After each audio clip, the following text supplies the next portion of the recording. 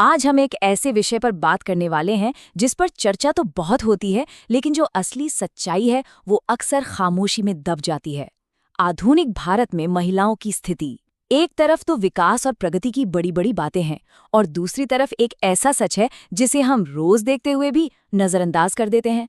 इस गहरे विश्लेषण में हम भारतीय महिलाओं की इसी दोहरी सच्चाई को समझने की कोशिश करेंगे, बिना किसी लाग लपेट के और बिल्कुल ईमानदारी से।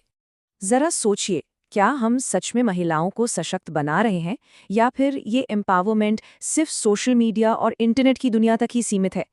ये सवाल इसलिए ज़रूरी है क्योंकि जब हम सतह से थोड़ा नीचे देखते हैं तो पता चलता है कि समाज की वो पुरानी सोच आज भी महिलाओं की जिंदगी को काफ़ी हद तक कंट्रोल कर रही है। चलिए इस विरोधाभास को थोड़ा और गहराई से समझते हैं। एक तरफ हमारे पास विकसित भारत 2047 का एक बहुत ही शानदार विजन है। आज महिला साक्षरता दर 70% को पार कर चुकी है। सुनने में कितना अच्छा लगता है ना? लेकिन सिक्के का दूसरा पहलू देखिए। वर्क फोर्स में महिलाओं की भागीदारी यानी लेबर फोर्स पार्टिसिपेशन रेट आज भी सिर्फ 23% पर अटका हुआ है। इसका सीधा सा मतलब ये है कि करोड़ों पढ़ी लिखी महिलाएं अपनी योग्यता के बावजूद सिर्फ सामाजिक बाधाओं और घर की जिम्मेदारियों के बाहरी बोझ के कारण अर्थव्यवस्था की मुख्य धारा से पूरी तरह बाहर हैं। अब देखिए, इसका मतलब ये बिल्कुल नहीं है कि हमने कोई तरक्की नहीं की है। प्रगति तो हुई है और बहुत शानदार हुई है। हायर एजुकेशन में लड़कियों का एनरोलमेंट लगभग 28.5% तक पहुंच गया है। इतना ही नहीं, प्रधानमंत्री मुद्रा योजना के 68% अकाउंट्स आज महिलाओं के नाम पर हैं। साइंस, टेक्नोलॉजी, कॉर्पोरेट लीडरशिप और स्पोर्ट्स, हर जगह महिलाओं की मौजूदगी लगातार बढ़ रही है। ये इस बात का सबूत है कि समाज अब धीरे धीरे अपनी बेटियों की काबिलियत और उनके सपनों का जश्न मनाना सीख रहा है। लेकिन इस सफलता के पीछे एक बहुत भारी कीमत भी छुपी है। जरा इस आंकड़े पे गौर कीजिए, 9.8 गुना। भारतीय महिलाएं पुरुषों के मुकाबले अनपेड डोमेस्टिक वर्क यानी घर के उन कामों पर जिनके लिए कोई सैलरी नहीं मिलती, 9.8 गुना ज्यादा समय खर्च करती हैं। इसे हम डबल बर्डन कहते हैं। ये एक तरह की मदरहुड पेनल्टी बन जाती है, जहां करियर में आगे बढ़ने के मौके छिन जाते हैं और एक महिला की आज़ादी अक्सर घर की चारदीवारी के अंदर ही सिमट कर रह जाती है।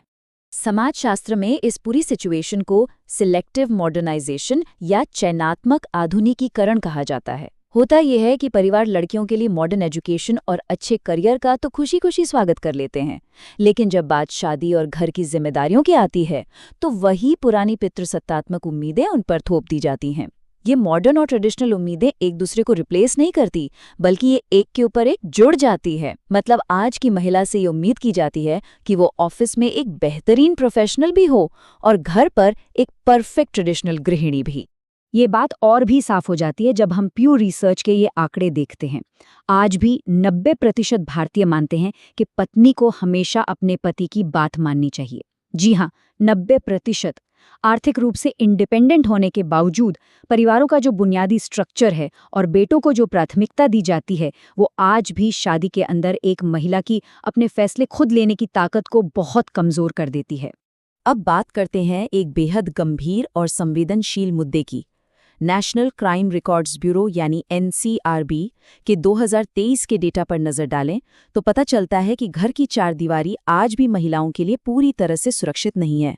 पति या रिश्तेदारों द्वारा क्रूरता के मामले कुल रिपोर्ट किए गए अपराधों का लगभग 30% हैं। ये आंकड़ा 1,33,000 से भी ऊपर है।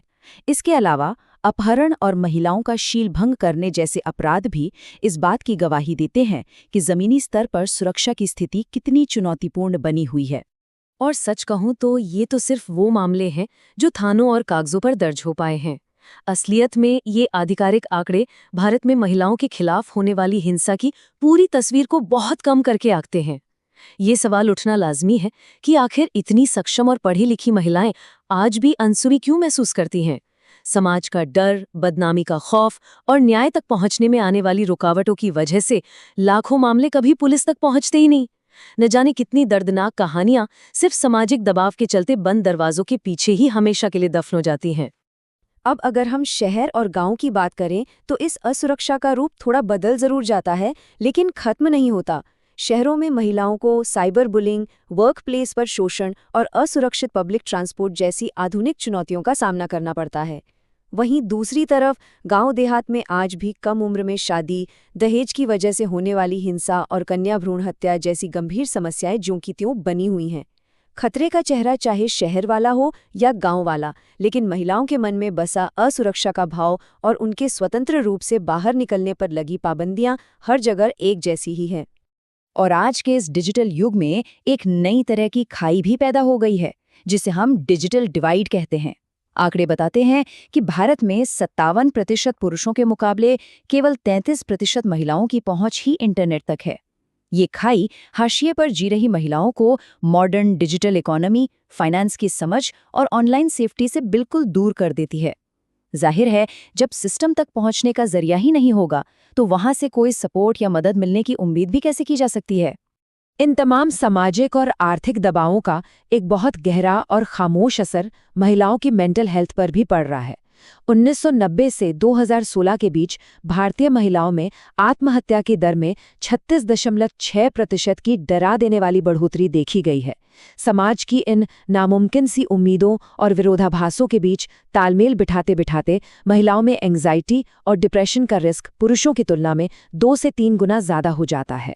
सबसे हैरान करने वाली बात तो ये है कि हमारे घरों में इस गंभीर मानसिक परेशानी को अक्सर एक बहुत ही सामान्य सा नाम दे दिया जाता है, टेंशन। लेकिन असल में ये शब्द उस गहरी मनोवैज्ञानिक तकलीफ, बर्नआउट और थकावट को छुपा ले जाता है जो एक महिला हर रोज झेलती है। घर और बाहर का दोहरा बोझ उठाना और बदले में कोई सराहना न मिलना। ये टेंशन कोई छोटी मोटी बात नहीं है। ये दरअसल उस गहरे दर्द और क्लिनिकल डिस्ट्रेस को बयां करने का हमारा एक सांस्कृतिक तरीका बन गया है। और फिर मेंटल हेल्थ से जुड़े स्टिग्मा और पितृसत्तात्मक सोच इस स्थिति को और भी बदतर बना देते हैं।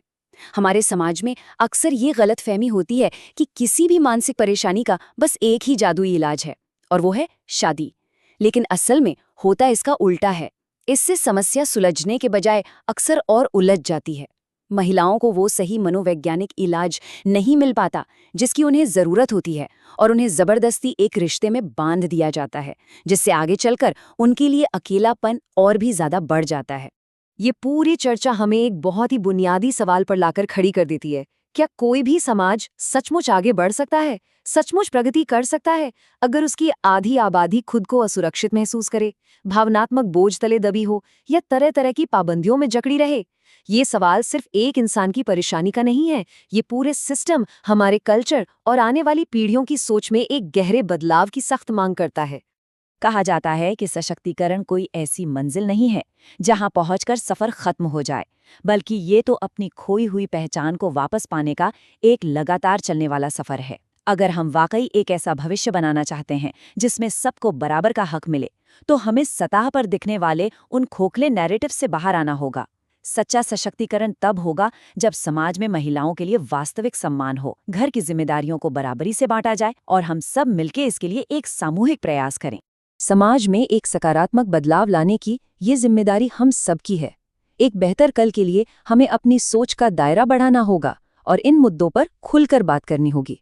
अगर इस विश्लेषण ने एक नई सोच को प्रेरित किया है, तो इस जरूरी बातचीत को यहीं रुकने मत दीजिए। इसे लाइक करें, अपनों के साथ साझा करें और ऐसे ही और भी गहरे और ज्ञानवर्धक विश्लेषणों के लिए think with Ravi Chauhan YouTube channel को जरूर सब्सक्राइब करें।